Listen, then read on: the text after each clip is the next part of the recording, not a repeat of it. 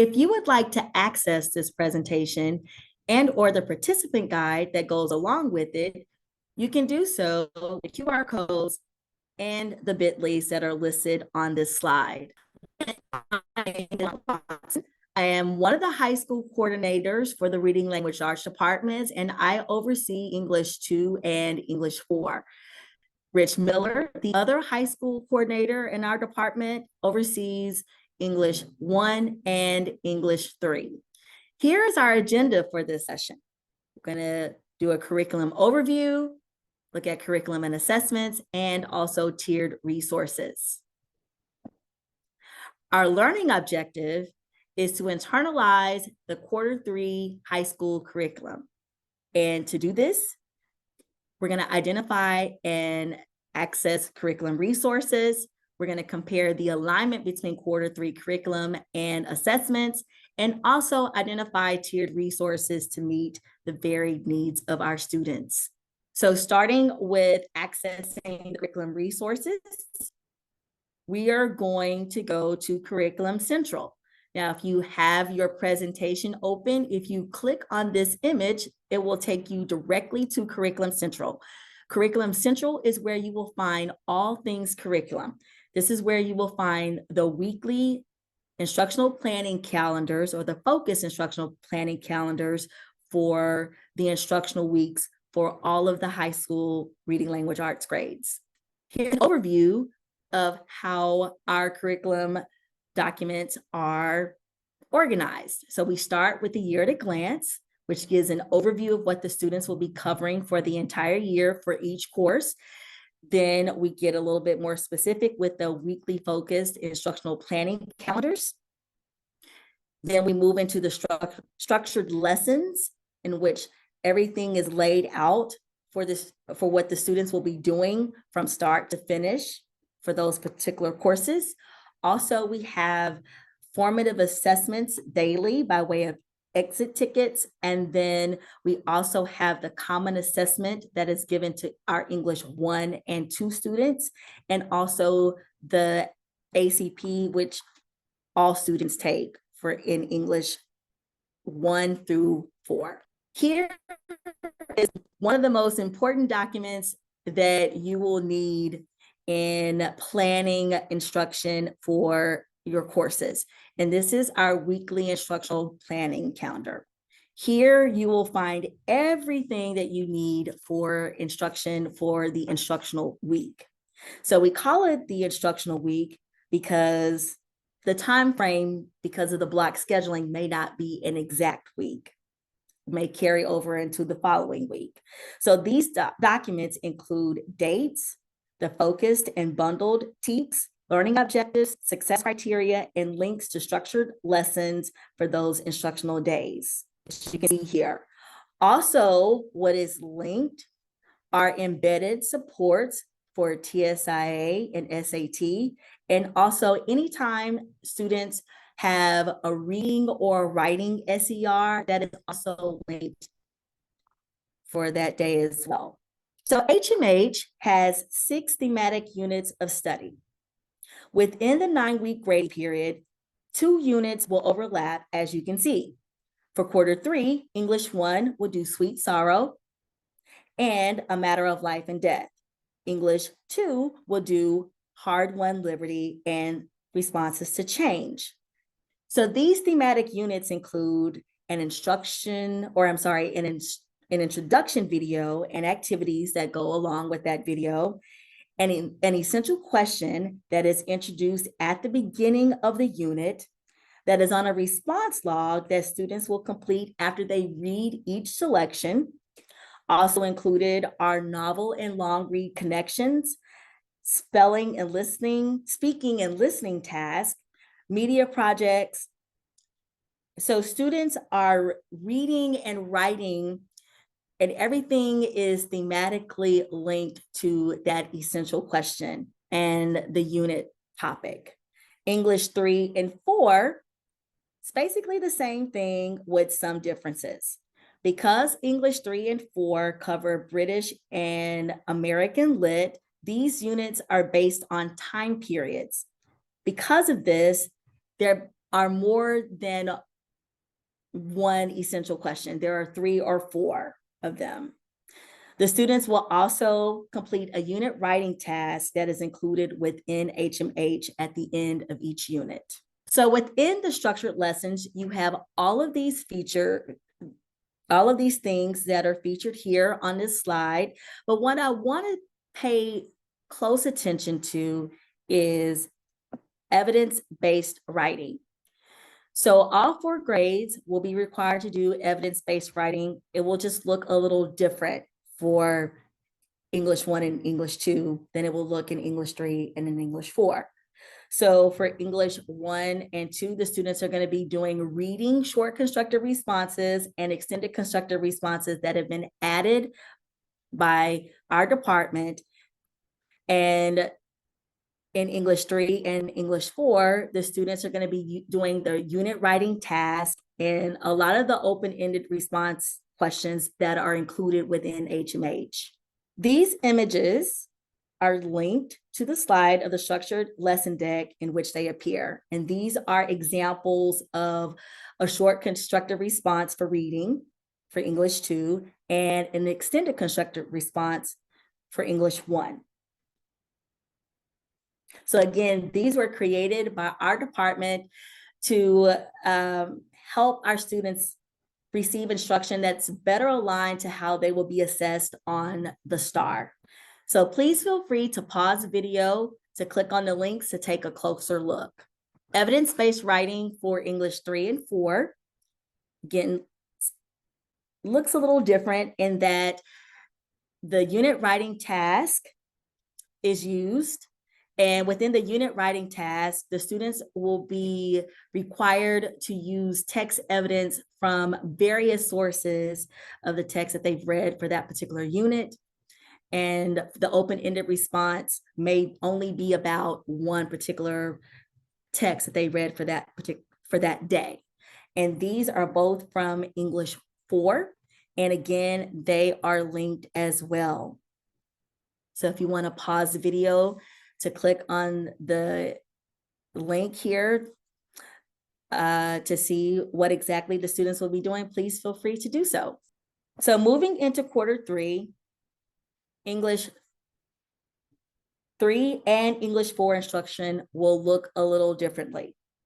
So to help students in these courses better prepare for the TSIA and the SAT, the first half of the instructional time per class period will be reserved for work on the Edgenuity platform. The other half will consist of the use of the HMH structured decks. So what the students will be doing on Edgenuity will be building capacity and skill that will help them prepare for the TSIA and the SAT. A scope and sequence for the Edgenuity platform has been created for both courses that include the lesson modules that students will complete and the estimated time it will take them to do so during the instructional week. The scope and sequence for the courses are linked on the images of them on the slide. So please feel free to pause the video to take a closer look. The modules were selected to go along with the content for the instructional week. For example, in English 3, the students are reading speeches the first week of quarter 3. So one of the modules selected for the week covers rhetorical devices and figurative language in speeches. In English 4, the students are starting the romantic period. So the module selected for that instructional week covers romanticism. The students will also receive grammar instruction in Edgenuity as well.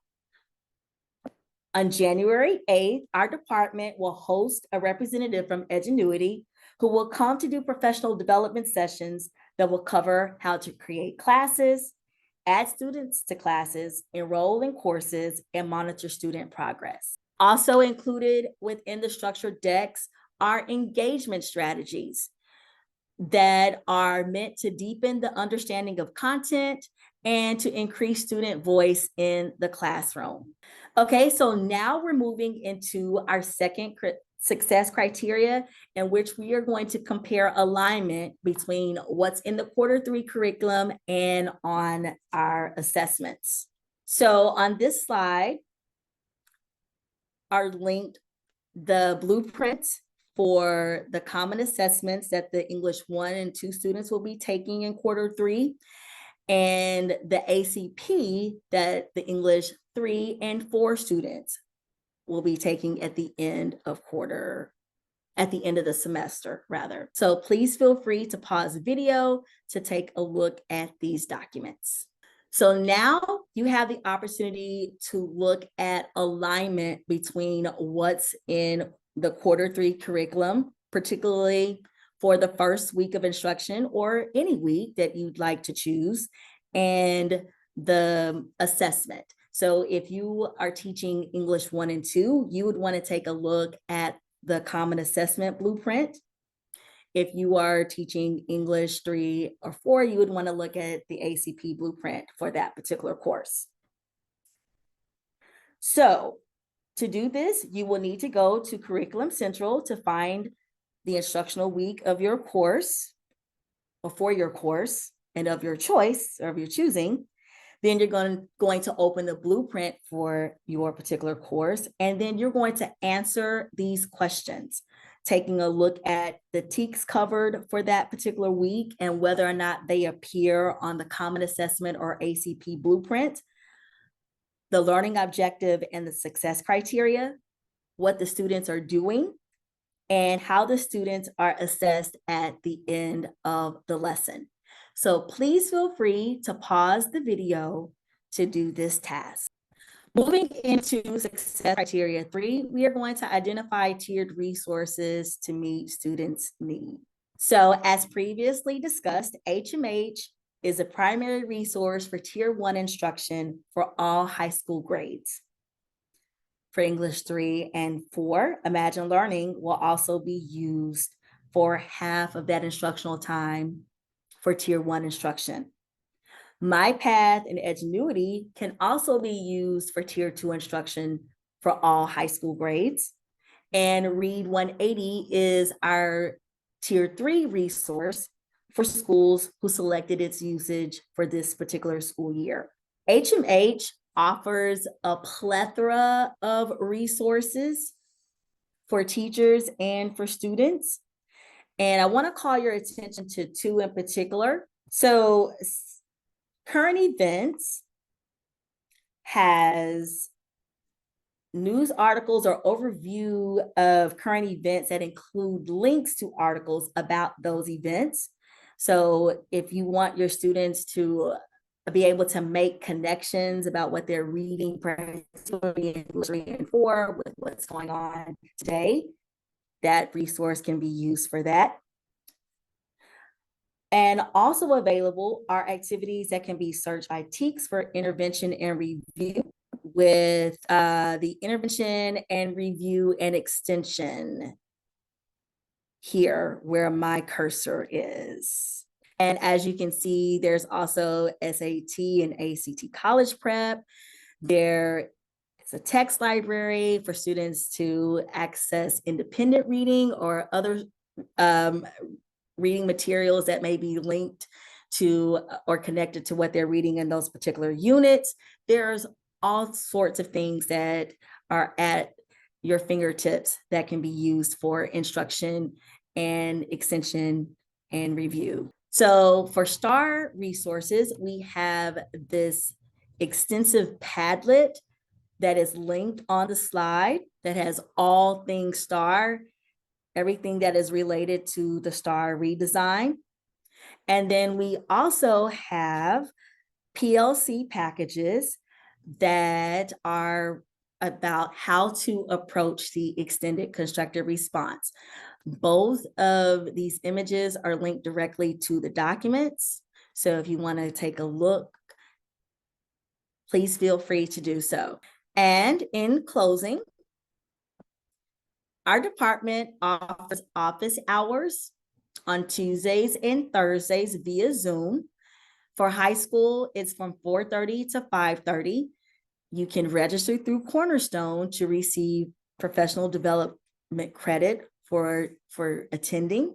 You do not have to stay the entire hour. You can ask your question that's curriculum oriented or related, get an answer, and be done in 10 minutes or so, and enjoy the rest of your evening and still receive an hour's worth of PD credit. Here is our department as a whole.